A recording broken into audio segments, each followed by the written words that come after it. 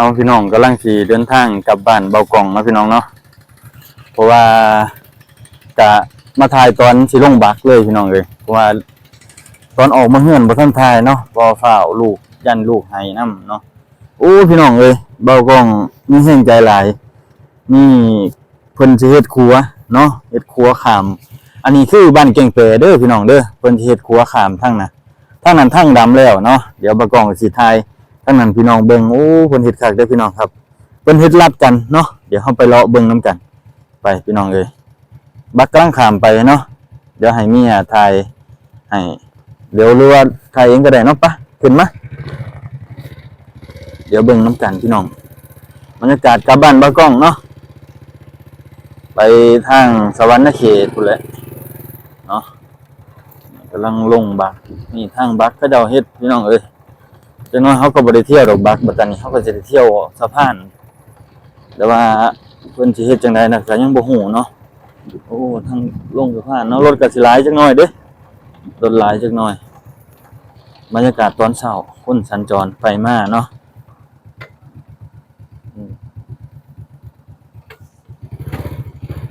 คนสัญจรไปมาบ้านเก่งแปก็เป็นบ้านใหญ่บ้านนึงเนาะทางเป็นทางดำเลยเด้พี่น้องฟังน่ะเป็นทางดำแล้วเนาะประมาณ18กิโลนี่แหละจากทางตัวนี้เนาะแล่นไปทางลักเนาะเดี๋ยวสิไปเบิ่งนํกันโอเคพี่น้อง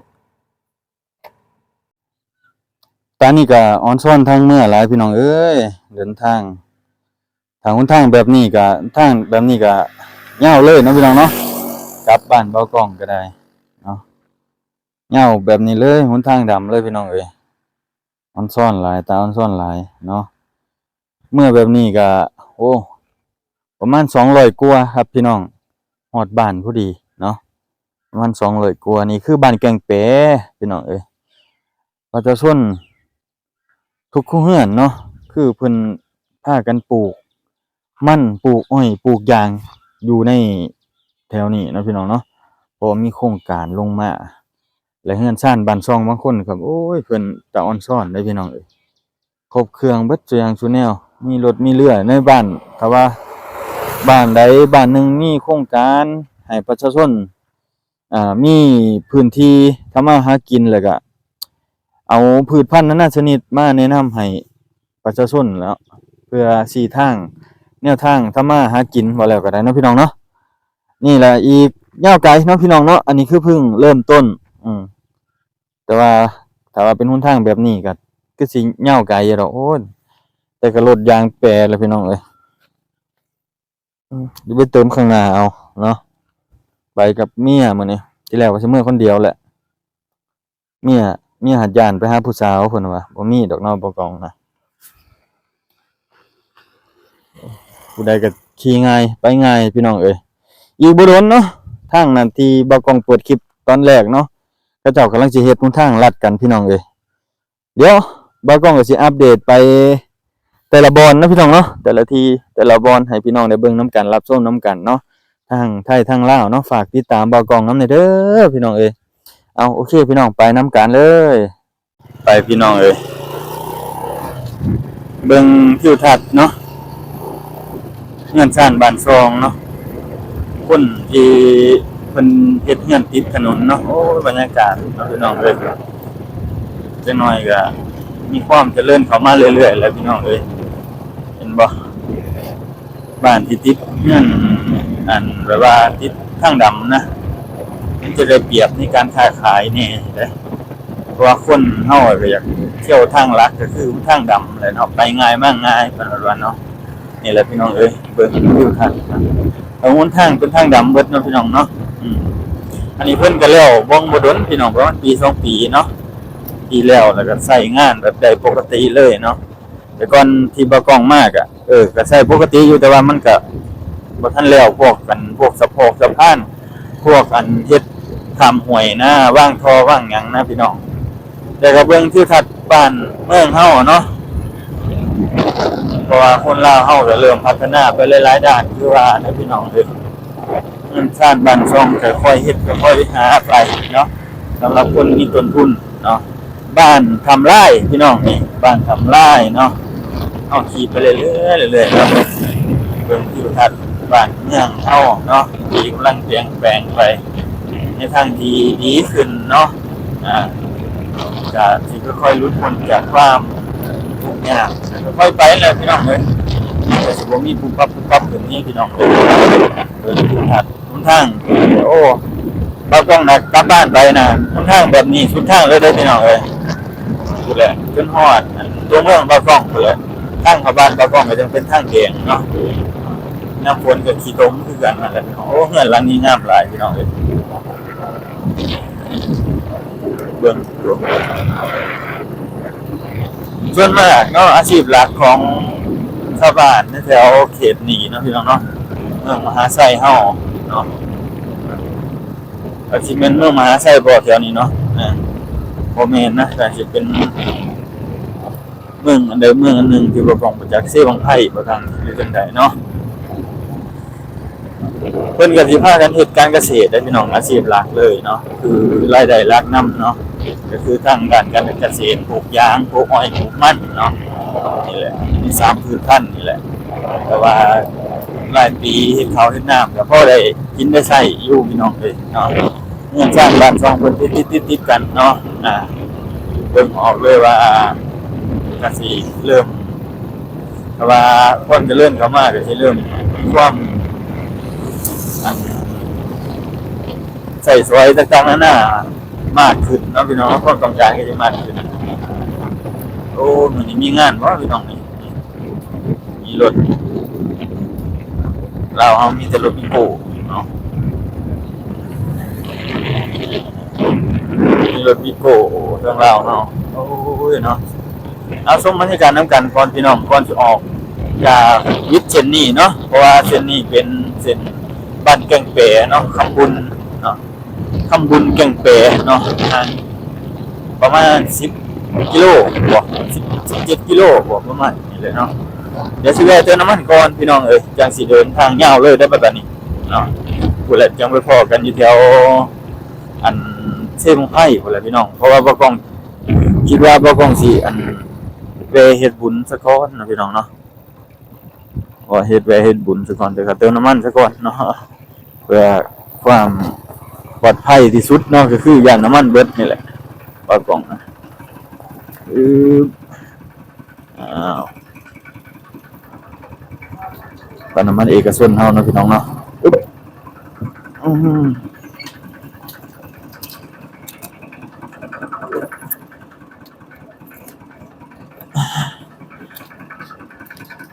50ด้วยไหมครับ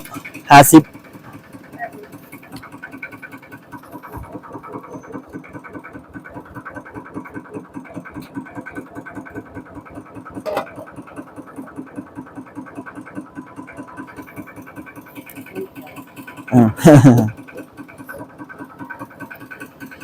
เดี๋ยวเติมน้ำมันก่อนนะพี่น้องเนาะ50,000พอดีเกือบเต็มถังเนาะ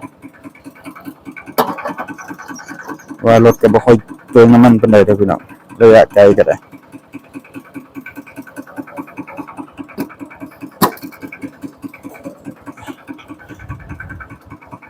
ไปพี่น้องเดินทางกันต่อ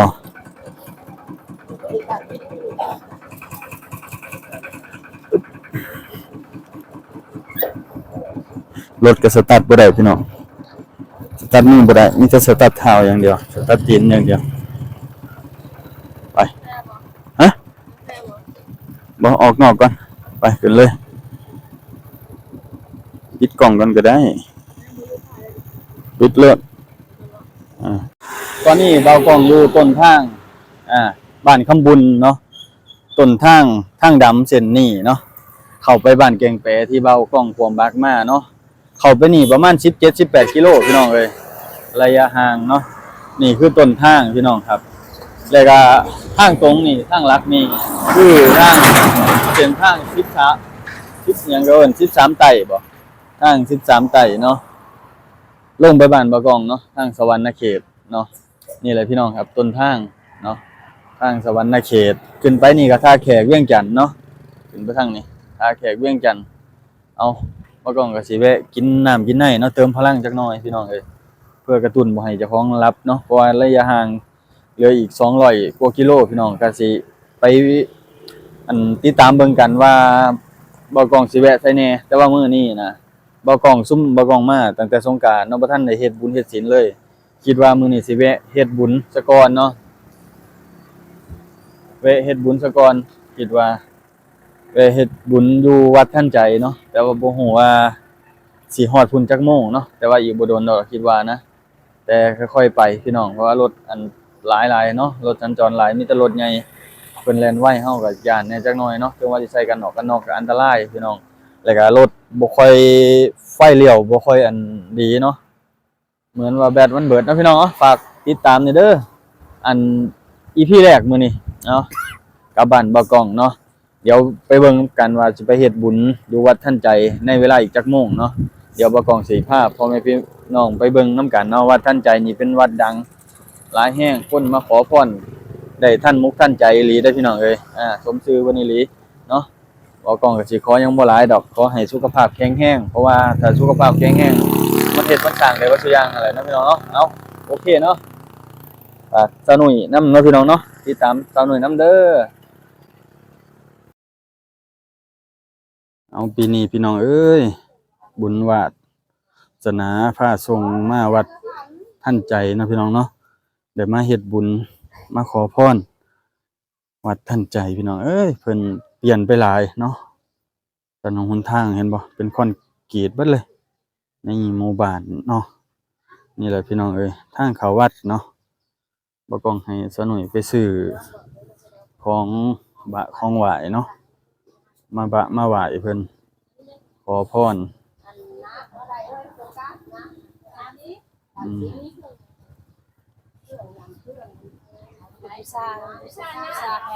บูชาพญานาคอืมอืมอืมจัดให้แม่สุดหนึ่งเออ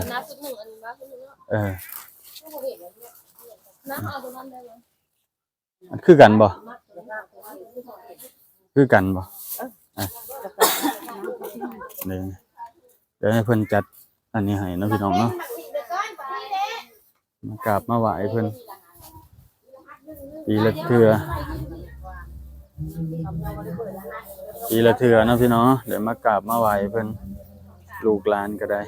พาพ่อแม่พี่น้อง FC มาเฮ็ดบุญนํกันอีกเดี๋ยวเฮาไปเบิ่งภายในนํกันพี่น้องเอ้ยวัดว่าอารามเพิ่นเปลี่ยนแปลงไปขนาดใดครับพี่น้องเอ้ย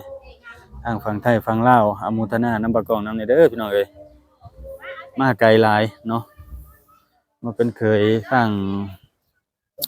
เมืองมหาไสแขวงขมวนเนาะมื้อนี้ก็มีการมีงานนะพี่น้องรถเรือหลายขนาดเลยโอเคเดี๋ยวพี่น้องไปเบิ่งข้างในนํกันเนาะเอาเนาะพี่น้องเนาะมื้อนี้ก็มาเฮ็ดบุญเฮ็ดศีลครับซื้อน้ำถวายวัดว่าอารามเนาะเขาไปเบิ่งภายในนํกันพี่น้องแล้วก็ซื้อเขาเจ้าเอิ้นอีหยังนี่ไหว้นาคเนาะหมักเบงนาคเพิ่นว่าไหว้นาคไหว้เจ้านาคานาคีบ่หรือเจ้าอีหยังเนาะอยู่นี่เนาะไปเบิ่งนํกันพี่น้องลูกหลานก็บ่ได้มาโดนแฮงเนาะหลายปีเลยแหละเบิ่งโอ้ยวัดว่าอารามเพิ่นเปลี่ยนไปหลายเด้อพี่น้องเอ้ย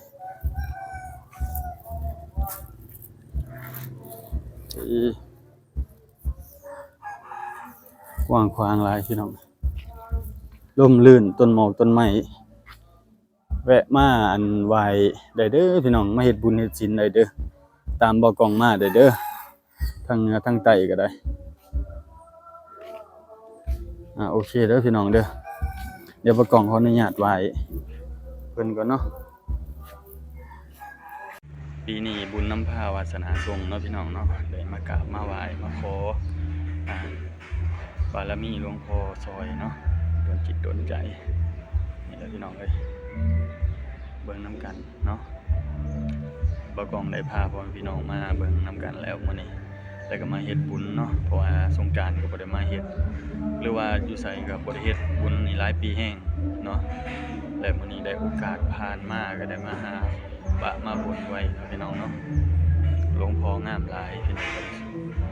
องค์พ่อเพิ่นโอ้แบบว่าวัดทันใจนี่เป็นวัดที่แบบโด่งดังแห่งในสปปลาวเฮาเนาะ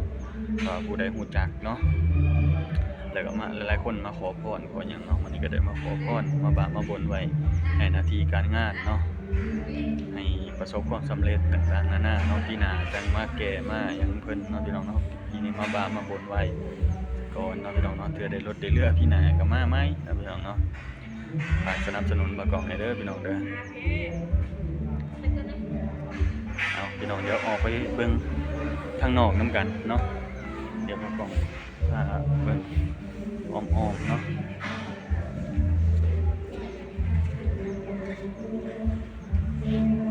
วันนี้ก็ได้มาแบบกระทันหันเลยเนาะขออนุญาตถ่ายรูปเด้อเอาพี่น้องเนาะกันนั่นก็สิลงไปลุมเนาะพี่น้องเนาะปีนี้มาบ่อยมาเพิ่นแล้วก็โอเคแล้วพี่น้องดีใจเลยได้มาเฮ็ดบุญเฮ็ดศีลโอเคพี่น้องเดี๋ยวไปเบิ่งอยู่ทางนอกนํกันเด้อนี่คือบรรยากาศในวัดเด้อพี่น้องเอ้ยโอ้พี่น้องนี่ที่บ่กล้องอยากเห็นเนาะนี่คือเกียนพี่น้องเกียนโบราณเนาะแต่ว่าเพิ่นประยุกต์มาเฮ็ดใหม่พี่น้องครับมาให้เบิ่งให้ลูกหลานได้เบิ่งนํกันเนาะนี่บรรยากาศในวัดพี่น้องเอ้ยร่มเย็นหลายเนาะสายบุญเฮามากราบมาไหว้มาพักผ่อนหย่อนใจในวัดในว่าร่มเย็นหลายพี่น้องเอ้ยในป่ามีดงนะพี่น้องเอ้ยมื้อนี้กล้องแวะมาเฮ็ดบุญกับสาวนุ้ยเนาะมากราบมาไหว้เพิ่นมาบะไว้เนาะถ้าประสบความสำเร็จก็จังมา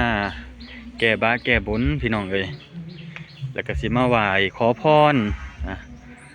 ท่านพญานาคนำพี่น้องเอ้ย2องค์ตอน2ปีก่อนเนาะบ่กล้องมาเพิ่นบ่ทันแล้วเพิ่นเฮ็ดบ่ทันแล้วเด้อพี่น้องเอ้ยนี่บ่กล้องก็ได้มาเบิ่งโอ้พี่น้องเอ้ยบรรยากาศร่มเย็นหลายเนาะชื่นอกชื่นใจหลายได้มากราบมาไหว้โอ้พี่น้องเพิ่นเฮ็ดงามคักหลายเนาะเมื่อบ้านหยังอ้วนบ้านมะหยังบ้านมะลิลาดมาบีบ่มาบีลาดเมืองไชบุรีแขวงสะหวรรณเขตเนาะนี่คืออยู่แขวงสะหวรรณเขตพี่น้องเอ้ยนี่คือพญานาคเนาะพี่น้องเนาะเพิ่นมี2องค์ปั่นยาวเหยียดไปเลยพี่น้องลงน้ำเลยเนาะอันนี้ชื่อบอนพักบอนเช่าของ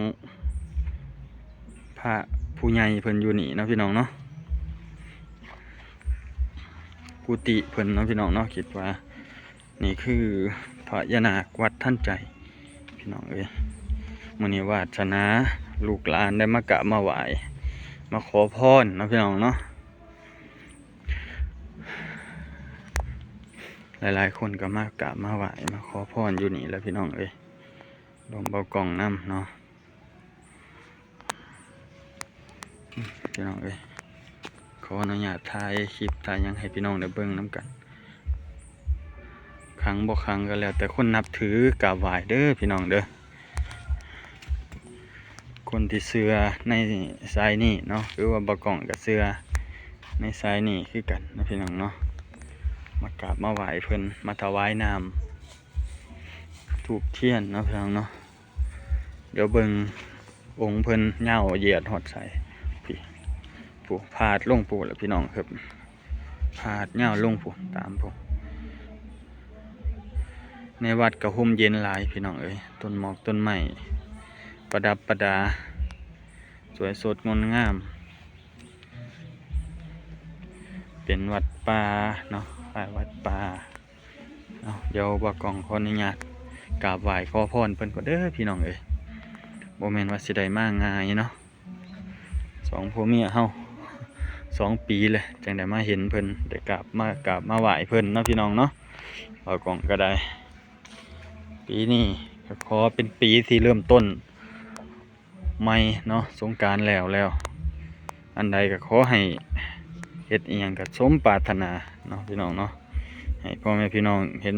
อกเห็นใจติดตามสนับสนุนบ่าวกองเด้อพี่น้องเอ้ยเนาะเดี๋ยวบ่าวกองขอกราบเข้าไหวเด้อพี่น้องเด้อสุดไหวเพิ่นก็อันมีขันหมักเบงเนาะขันหมักเบงเป็นขันหมักเบงพญานาคแล้วก็น้ำเนาะถูกเทียนแหละพี่น้องเอ้ยน้ำส้มน้ำหวานนี่แหละพี่น้องโอเคพี่น้องเดี๋ยวบ่าวกองขอกราบขอไหวเพิ่นก็เด้อพี่น้องเด้อมีคนมาขอพรหลายคือกันนะพี่น้องเนาะนี่องค์เพิ่นเนาะพี่น้องเนาะ2 องค์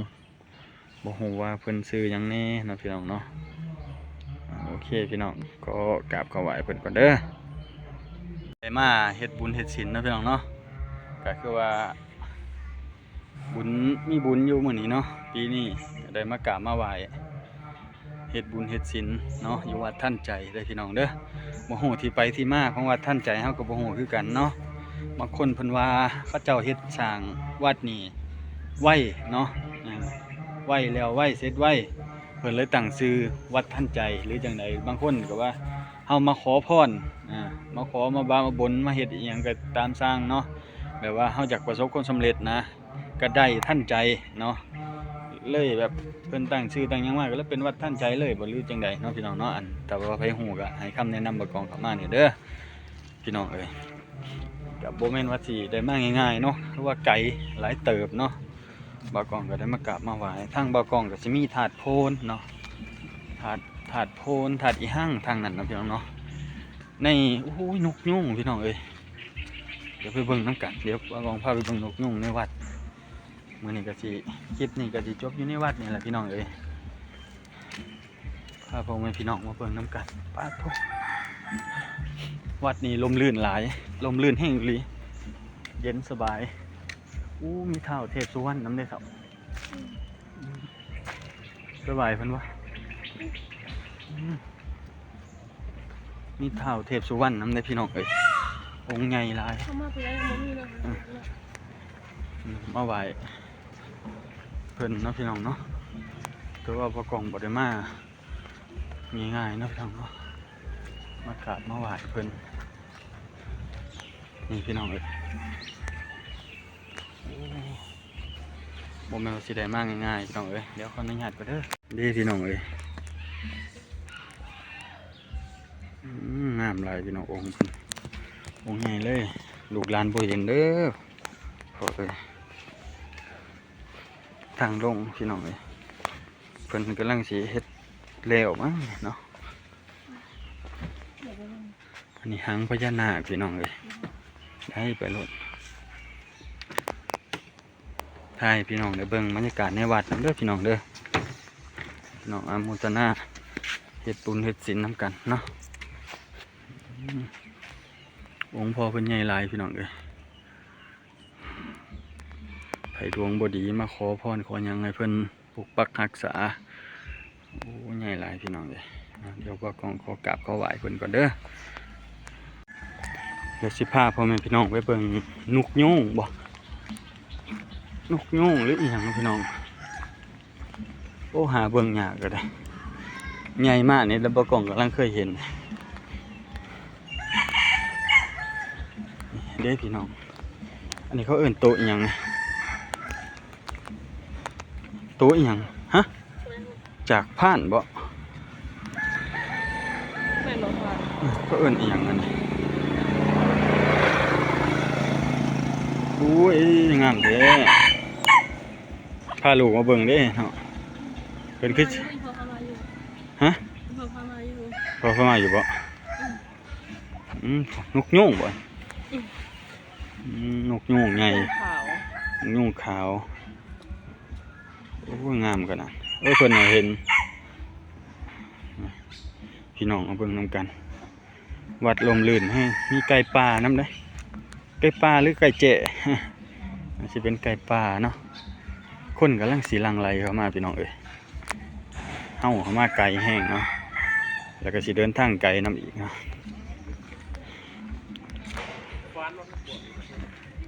เพิ่นก็มาแวะมาเล่นมาเที่ยวหลายคนพี่น้องเอ้ย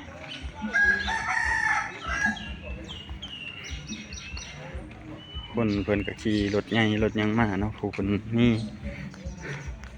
เฮาบ่ทันมีปีนี้ปีหน้าปีหื้อเฮาก็บ่ยอมแพ้ดอกพี่น้องสิเฮ็ดสิหาจนให้มันได้พุ่นแหละบ่กองบ่ยอมแพ้กับโศกอันวาสนาดอกเนาะสิก้าวข้ามวาสนาให้มันหังมันมีนี่แหละพี่น้องบรรยากาศในวัดก็ได้มื้อนี้ก็ได้โอกาสมาเฮ็ดบุญเฮ็ดศีลกับพ่อแม่พี่น้องได้พาพ่อแม่พี่น้องมาซ้ำนี่บ่กองก็ดีใจแล้วบรรยากาศในวัดเด้อพี่น้องเอ้ย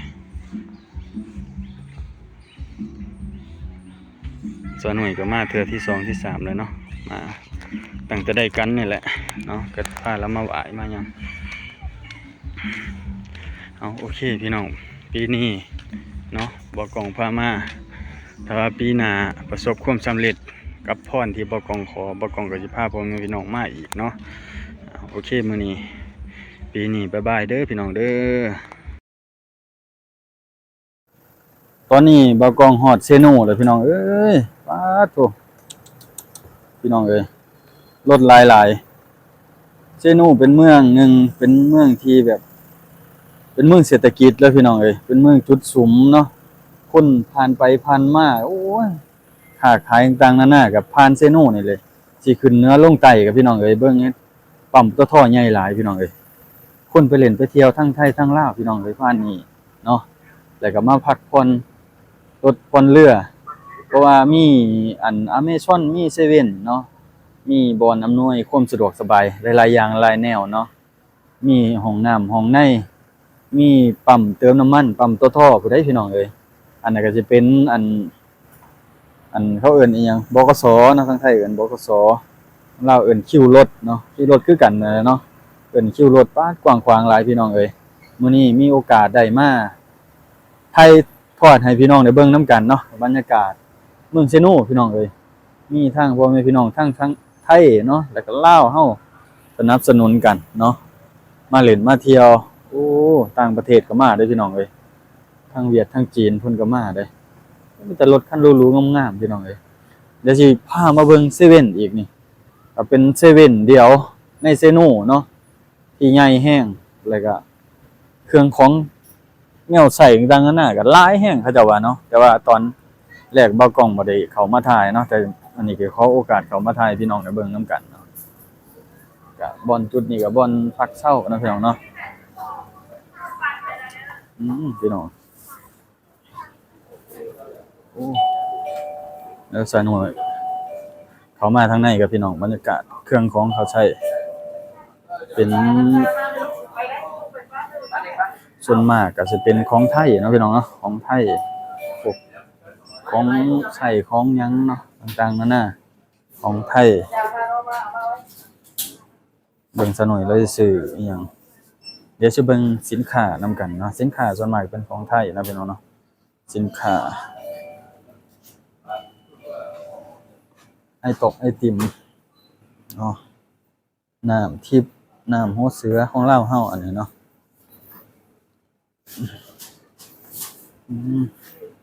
น้ำมันพืชเป็นสินค้าไทยทั้งเบิดเลยเกือบ90%นะพี่น้องเนาะ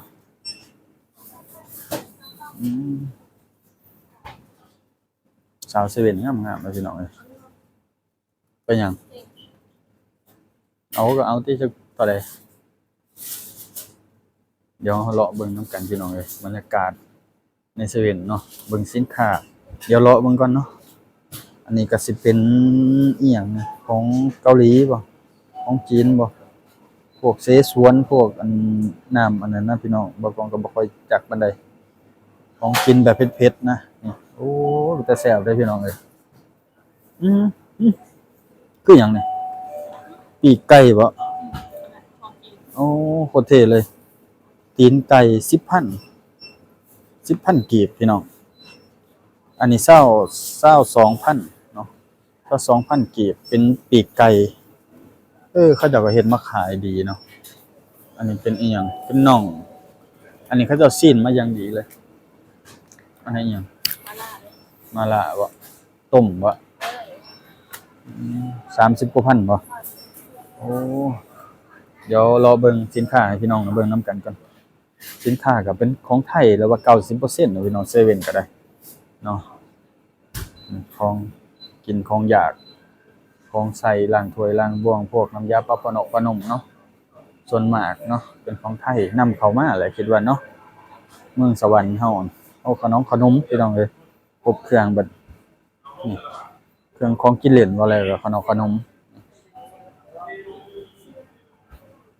เบิ่งโซนเครื่องดื่มบัดนี้เครื่องดื่มโอ้เอกลักษณ์ของลาวเฮาก็คือนี่แหละพี่น้องเครื่องดื่มนี่แหละโอ้เครื่องดื่มอันนี้ก็จะเป็นของนำเข้าจากไทยแหละพี่น้องเอ้ยราคาก็เป็นกันเองนั่นแหละก็บ่ค่อยแบบแพงปานใดเพราะว่าคุณภาพมันดีเนาะเฮาก็คงสิรู้กันเนาะเรื่องคุณภาพเบิ่งเนาะพี่น้องเนาะเด้อครับข้างนอกก็จะเป็นปั๊มปตท.เนาะได้หยังขนมปังได้ขนมปังอันนี้ขนมพี่น้องเอ้ย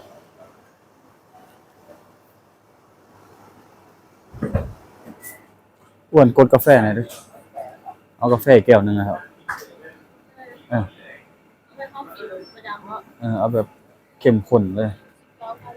อืมแก้วใหญ่แล้วเอากาแฟกดกาแฟพี่น้องเลยขับรถแล้วมันอยากนอนอยากง่วงจักหน่อยกับอากาศมันครึ้มอืมอากาศมันครึ้มเนาะ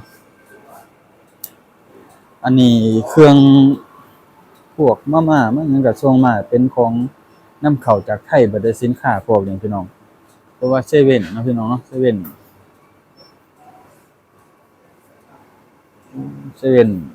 ในเซโนเนาะพี่น้องเนาะนี่แหละพี่น้องตัวบรรยากาศก็คึกคืนเด้อยู่ทางนอกพุ่นคนเพิ่นมาจอดพักรถพักหยังเนาะว่าลาวเฮาก็เริ่มมีเวียกเฮ็ดงานเฮ็ดหลายขึ้นเพราะว่าเมืองเศรษฐกิจเหมือนเมืองเซโนเนาะอืมที่แบบคนผ่านไปผ่านมาการค้าขายต่างๆนานาเนาะมันก็สิดีขึ้นเนาะพี่น้องเนาะอาจสิไข่เนาะเอาเดี๋ยวถามไปเบิ่งบรรยากาศอยู่นอกนํกันเด้อพี่น้องเด้อว่ากล้องสิถ่ายพี่น้องได้เบิ่งนํกันเนาะโอ้เครื่องปรุงเครื่องหยังพี่น้องเครื่องปรุง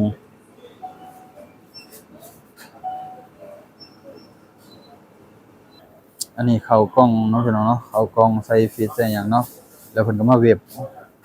บรรยากาศพี่น้องก็เหมือนบรรยากาศแบบทางไทยเลยเนาะเซเว่นก็เหมือนบรรยากาศทางไทยเลยเนาะเอาเดี๋ยวคิดเงินแล้วก็ไปเบิ่งบรรยากาศอยู่นอกนํกันนะพี่น้องเนาะถ้าหลายคนถามบ่กองว่าเซโนมีหยังดีก็คือสิจุดนี้แหละพี่น้องแลนด์มาร์คเนาะแลนด์มาร์คของเซโนที่อำนวยความสะดวกเนาะมี Amazon มีเซเว่นมีห้องน้ำแล้วก็ปั๊มปตท.แล้วก็คิวรถแล้วก็ร้านของอยู่ของกินเนาะตลาดร้านค้าต่างๆนานาเนาะเครื่องใช้ไฟฟ้าต่างๆนานาเนาะครบถ้วนอยู่ที่นี่เลยร้านรถร้านเรือโอ้พี่น้องเอ้ยแล้วก็แล่นมาอีกอันนึงที่โด่งดังในสื่อโซเชียลเนาะก็คือร้านไก่ย่างนะพี่น้องเดี๋ยวสิพาไปเบิ่งนี่แหละพี่น้องเอ้ยแลนด์มาร์คเซโนเนาะร้านปิ้งไก่เนาะสุดซอยพุ่นแหละปุ้นเลยนี่ไม้จักบาทเนาะบ่ฮู้ว่าเราขายไม้จักบาทนะไม้เท่าใดฮะ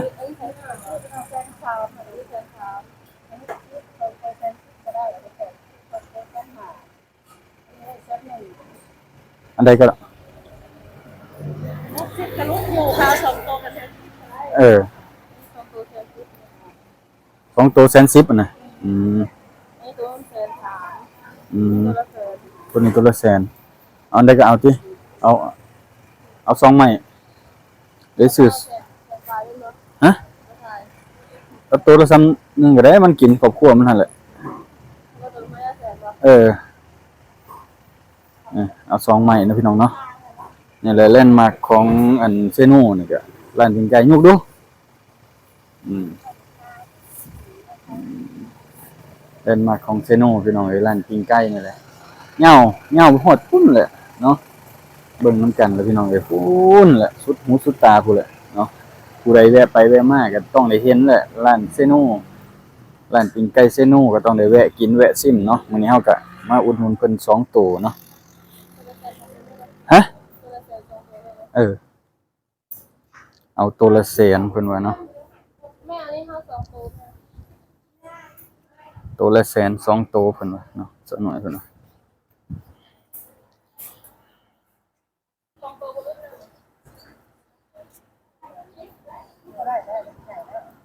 ขอให้น้องดีๆเรื่องเข้าไปไทย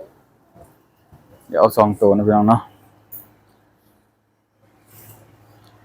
โอ้มีอันข้าวเกรียบบ่เพิ่นข้าวเกรียบข้าวหยังพี่น้องมีส้มมีแหนมมีแจ่วบองข้างในก็เป็นเครื่องในนั่นเนาะเครื่องในอันนั้นก็เดี๋ยวให้เพิ่นไปเฮ็ดอันนั้นให้พี่น้องไปเตรียมไปหยังให้ผู้ใดอันต้องแวะซิมเนาะว่าแล้วก็ได้ปิ้งไก่เซนูเป็นไก่บ้านเนาะบ่แม่นไก่พันธุ์เนาะ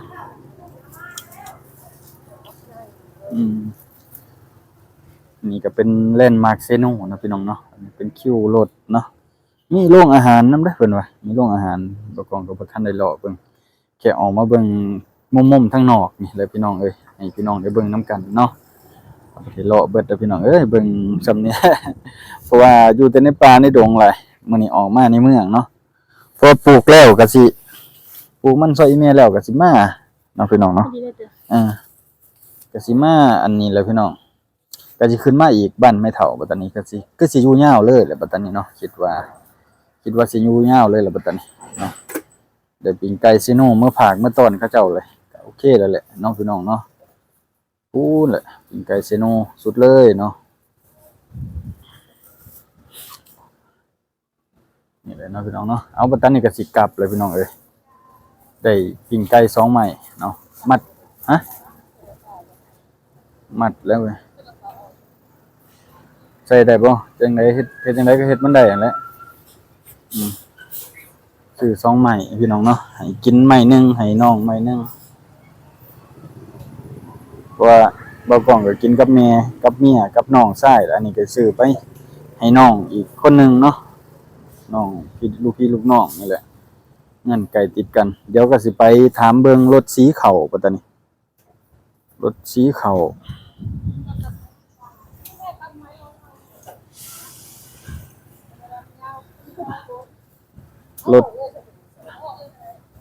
รถสีขาวไปเบิ่งรถสีขาวเนาะมันจังเนาะเดี๋ยวก็สิเมื่อบัดนี้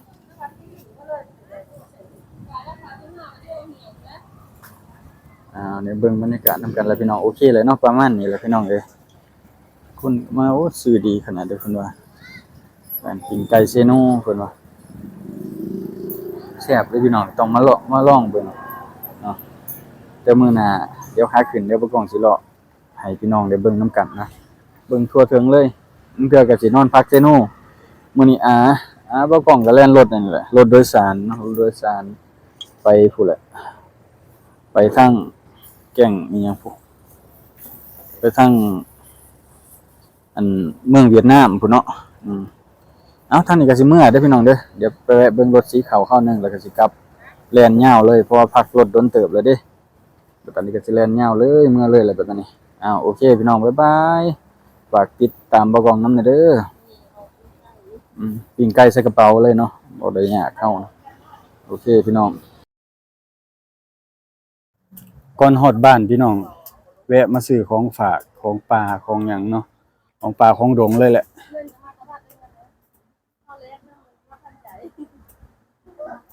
พี่น้องเอ้ยแวะมาซื้อของป่าไปฝากเขาเจ้ามาฝากอีแม่ฝากแม่ใหญ่ซื้อจักถุงแม่เอารถเท่าไหร่3 ถุง 50เดี๋ยวรอซื้อนะพี่น้องเนาะโอ้บักพริก25เบิดคู่เลยบ่แม่ขายเบิดคู่เลยโอ้ขายแล้วเพชรแล้วขายเบิดคู่เลย น้ำไปกินในขวดนึงน้ำก็ขายน้ำบ่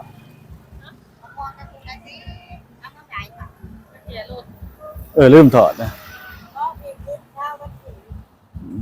โอ้ของป่าเดี๋ยว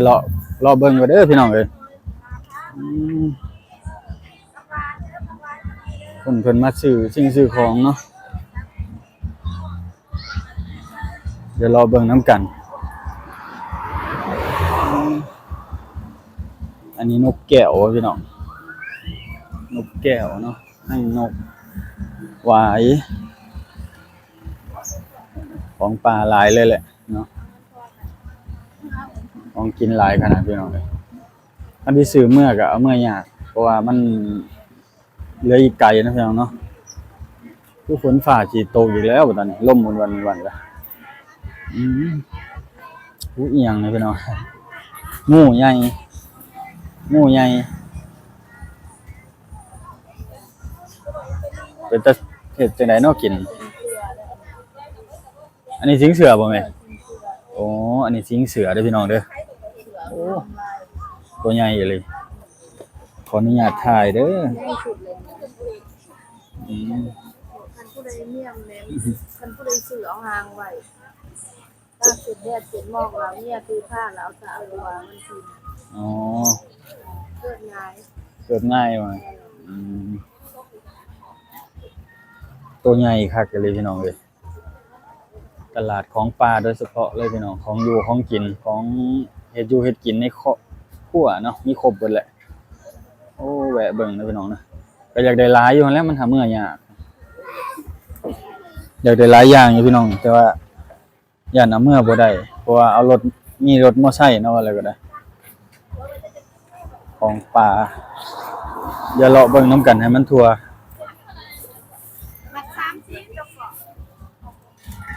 ตัวใหญ่นี่แหละเอาตัวเฮ็ดแล้วนี่แหละเอาที่ไปแกง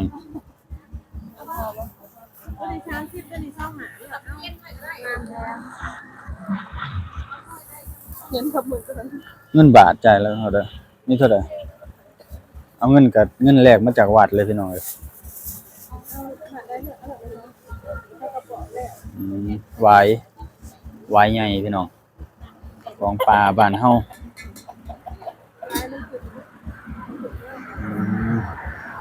โอ้พริกบักพร้ายบักม่วงก็สุกเลยมันเผามันหยังโอ้น้ำผึ้งน้ำหยังพี่น้องเอ้ย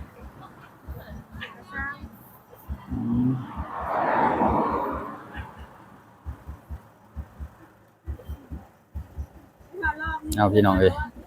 ของปลาไก่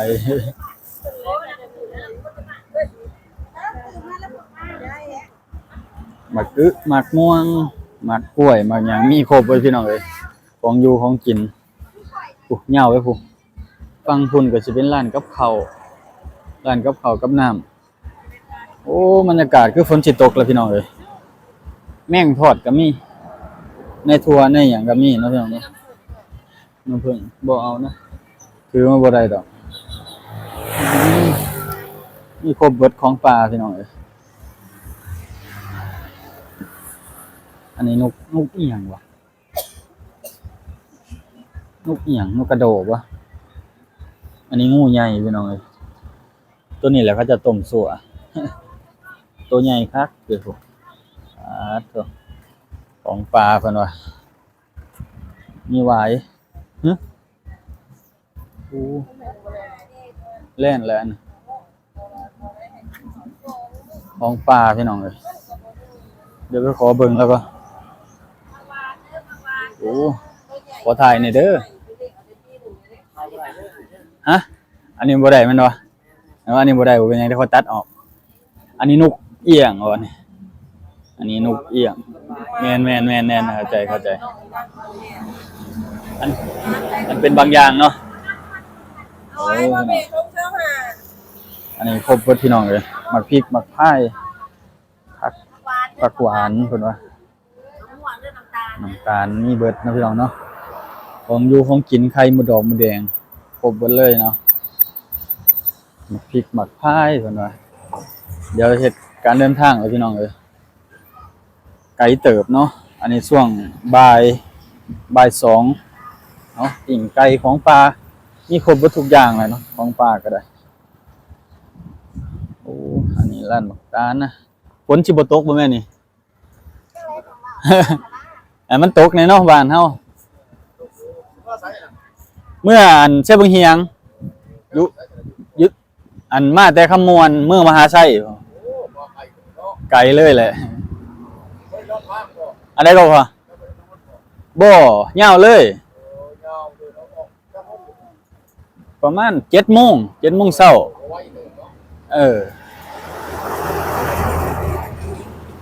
มาพักอยู่อันอิหยังก็เซโนข้าวนึงแล้วก็ลงมาเลยโอ้พี่น้องเอ้ย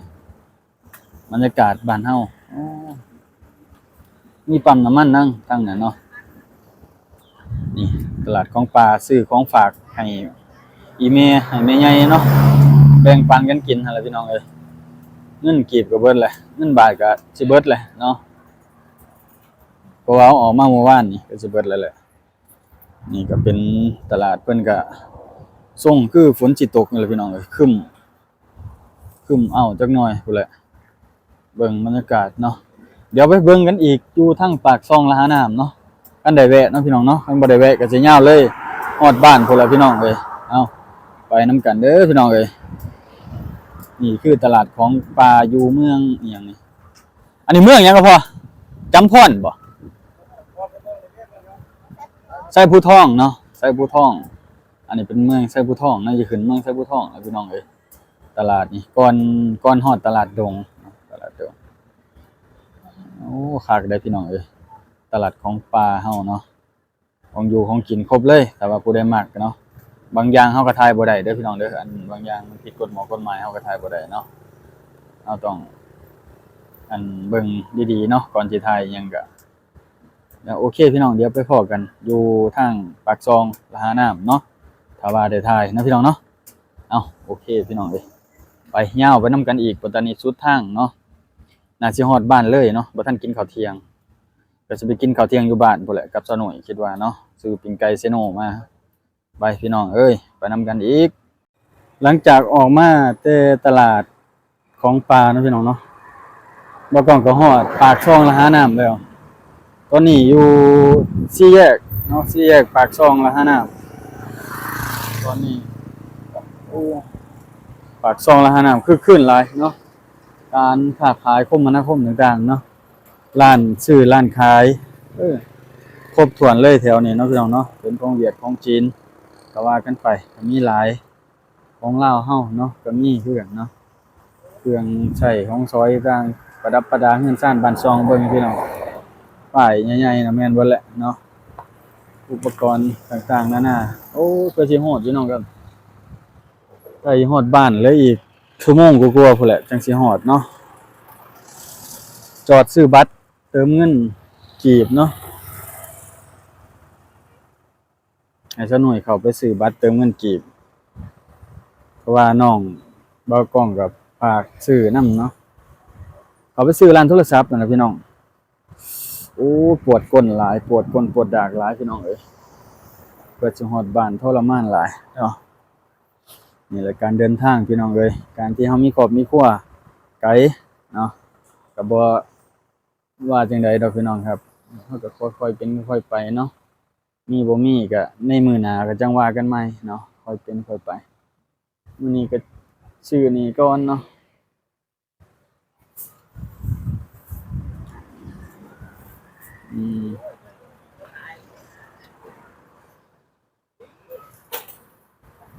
ตอนเงินเก็บให้บ่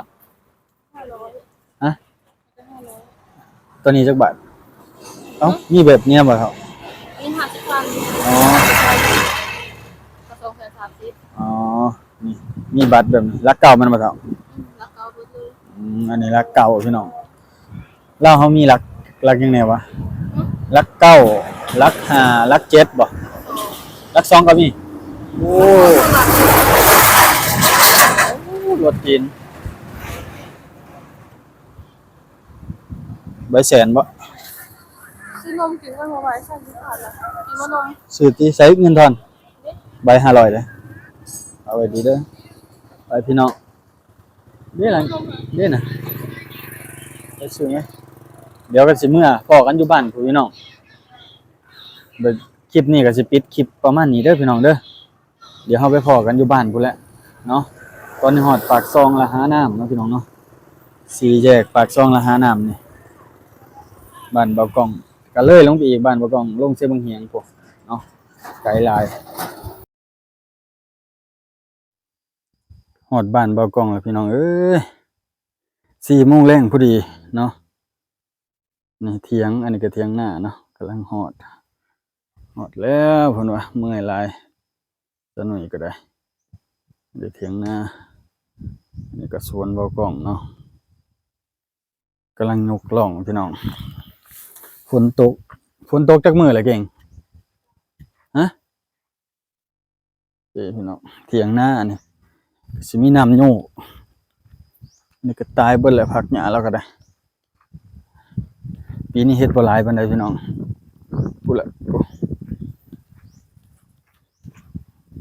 ปีนี้เฮ็ดหน้านำ3ไร่ใหญ่ๆพุ่นสิหว่านเอาหน้าก็ได้อันนี้เขาเจ้ากำลังมายกล่องให้อันนี้ก็ได้คือบ่เห็นใบไทยเลยยกล่องนี่แหละพี่น้องปุ้นพุ่นฮอดแล้วก็เมื่อยพอดีเลยหมดแล้วเพิ่นว่าฮอดตอน4 โมงบ่ทันกินข้าวเที่ยงอยู่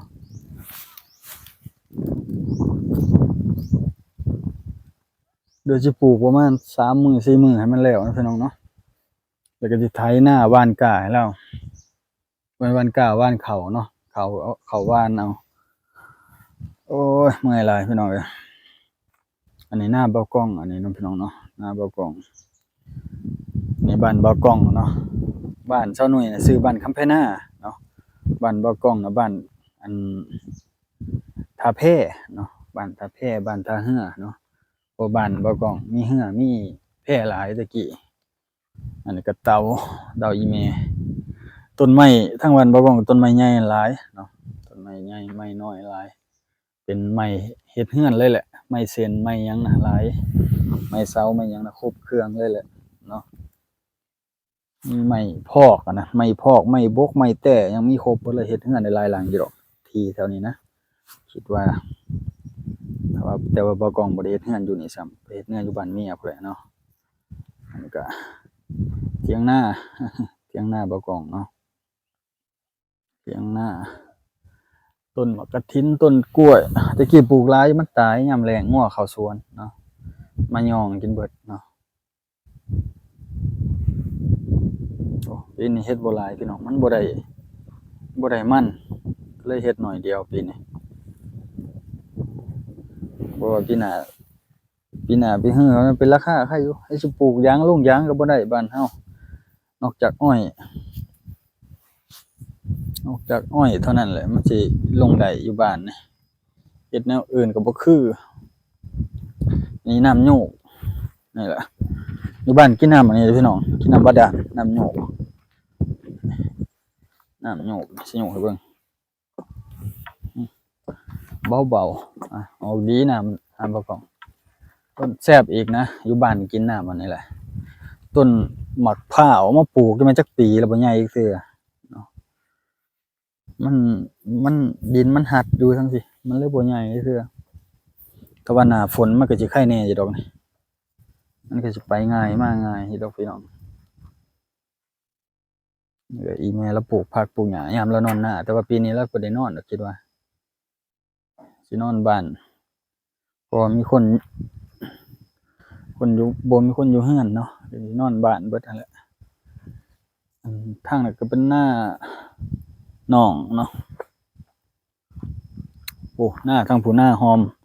เฮ็ดไร่ใหญ่ๆเบิดผู้มีแต่ไร่ใหญ่ๆทางนั้นอันนี้ก็หนองทรายเบากองลงมานี่ดูอันนี้เถียงหน้าสิไปเบิดเลยเถียงหน้าอีพอละเฮ็ดเนาะอันนี้ก็คอกงัวก็ให้เขาเจ้าเลี้ยงเอาพี่น้องคอกงัวก็ฝากเขาเจ้าเลี้ยงพูดแล้วยามเขาเจ้าดำไร่ดำนาจังเอามาอันนี้เนาะจังสิเอามาเลี้ยงเองเนาะอันนี้ขี้งัวขี้ควายเดี๋ยวจังสิตักลงไปใส่ให้หน้าแล้วพี่น้องเอ้ยไถกบเลยเนาะ ต้นมะฮุ่งมะห้อยอันนี้เราก็เลยเถียงหน้าก็ไม่แอมเฮ็ดแบบบ้านๆเฮาพี่น้องบ่ได้ปานนี้อิหยังมากมายเนาะคิดว่าบ้านเฮาซ้ำบ้านเฮาน่ะเฮ็ดซ้ำเฮ็ดได้แต่ว่าที่ทางบ่กว้างหลายคักเลยทางนี้ก็สุดพุสุดพุ่นบักหลายนะตัวนี้ก็สุดพุแนมสุดสายตาพุ่นแหละพี่น้องเอ้ยที่ทางก็ได้เนาะบ่แม่นว่าหน่อยคันว่าดุมันมีเงินมีคำเฮ็ดต่อยอดก็ได้พี่น้องอีแม่กำลังมาบ่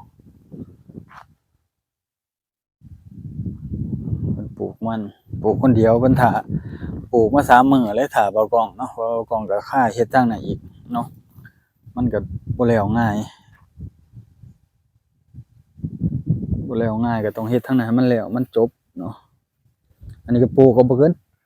เอาแท้ๆบ่เกิน4มื้อดอกพี่น้องเอ้ยสิขอน้องมาซอยให้น้องมาซอยแหน่น่าสิแล้วพร้อมกัน3มื้อ4มื้อจบเลยแหละแล้วก็มื้อต่อไปก็สิไถนาก็สิบ่เกิน2มื้อเนาะอีแม่กำลังมาเนาะเดินหน้าบ่กล้องเองอันนี้ก็ได้อันนั้นก็โคกอันนั้นก็คอกเป็ดคอกไก่คอกหมูอยู่เฮือน แม่เรามีรถซิงค์นะ อีแม่เราขี่รถสิงมาพี่น้อง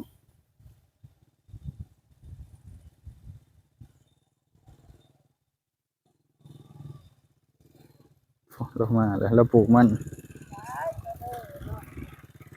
เบิดเลยบ่เบิดลิ้นใบกุ้ง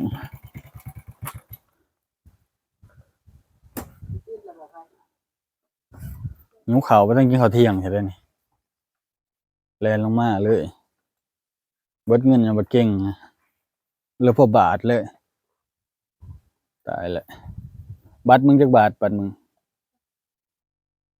ส่งไอ้น้องค่ะ230,000ได้เงินเป็นแสนบ่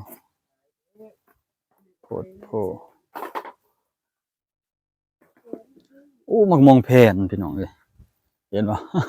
กำลังเห็นเลยนี่ยังมาตามตามองแผ่น เอามาแล้วมาขาย เราบ่ได้นอนนะลองที่นอนหน้าบ่มักมองแผ่นพี่น้อง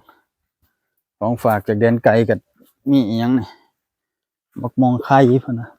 มักไข่นั่นแหละมักไข่หวายเว้ยแล้วก็สิน้ำยาเร่งราก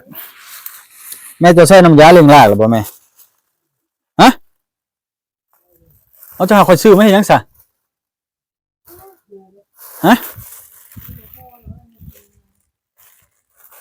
บ่จะหาค่อยซื้อมาเฮ็ดหยังซะ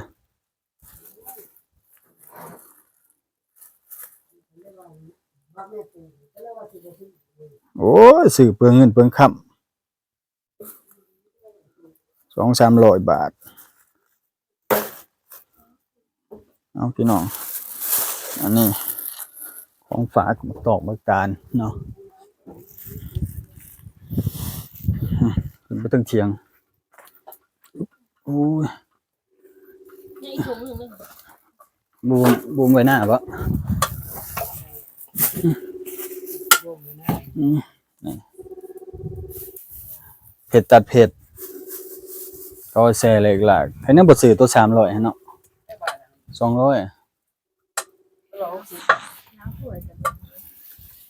นี่อย่างไรนี่เก่งไข่ไม่ใส่ไม่ละถอดไข่มันเลยนิ้วเขาน่ะเลยเขาเบิ่ละบ่เก่งมาหอดเถียงนิ้วเขาน้องพี่น้องเนาะ4:00 น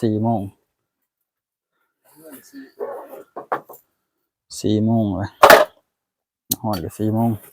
คุณผู้ชมหามาใส่ ฮะอิหยังก็ ใช่ เอา นะ อยู่ ยิงมดปะแล้วจ้ะ อันนี้เทียง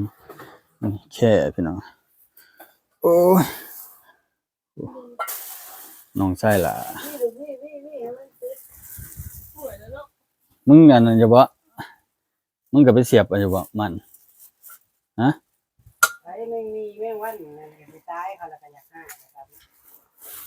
เสียมัดหัวแล้วก็พ่อ มองแผ่นละหั่นเด้อพี่น้อง มองกะโสเอาหอดเงินหอดซ่านแล้วโอเคว่าหันมาว่าฝนตกลิ้นเว้นกำแท้ป่ะบ้านนาดง มาทำมันดงบ่ลูก ทายอิน ตลาดในแม่เว้ยบ้านไปนั่งเผาอยู่หันเมื่อยสิตาย กำลังพ่อ อยู่หันเกิดเฝ้าคือกันอยู่หันก็ได้ เออ พาลูกไปซอกยาแล้วก็ได้ เชิญทุกแล้วนะ แต่ว่าข้าวเดียวได้แหละ อยู่ได้ค่ะ ใช่ฝากซื้อ